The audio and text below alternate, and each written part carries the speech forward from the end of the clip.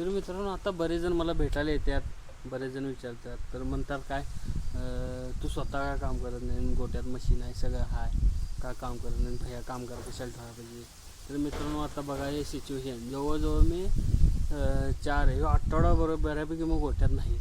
तर मित्रांनो का जवळजवळ मला आता आठवडा झाला मला तब्येत ठीक नसल्यामुळे मी गोट्याकडे फिरकाय बी नाही आलो. तर तेवढंच 1-2 मिनटं लई तर एक 10 ते 15 मिनटं गोट्यामध्ये थांबत असेल जायत असेल तेवढी. आता जवळजवळ मला आज बऱ्यापैकी कमी पडल्यावर मी आज गोट्यात आलो. तर मित्रांनो मी या गोट्यावर आता जवळजवळ आठवडा नसल्यामुळं आता बघू शकता भैया बऱ्यापैकी सगळा पूर्णपणे व्यवस्थित गोटा सांभाळला.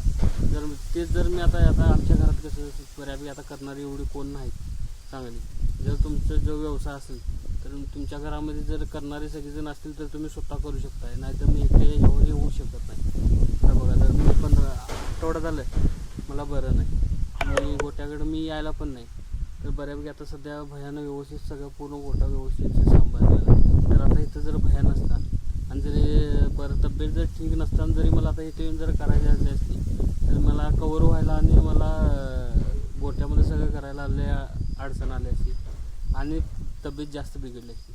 तर मित्रांनो हेच कारण आहे म्हणून आम्ही भया गोट्यावर ठेवलेला आहे ह्याच्यासाठी, कारण का आपल्याला वेळ कुठली सांगून येत नाही आणि आपल्याकडे मनुष्यबळ पण कमी आहे. मनुष्यबळ आपलं जर जास्त असतं तर आपण भया ठेवला असता, भया ठेवला नसता. ही गोष्ट लक्षात ठेवा मित्रांनो, यासाठी मी भया ठेवलेला आहे. कळलं का तुम्हाला?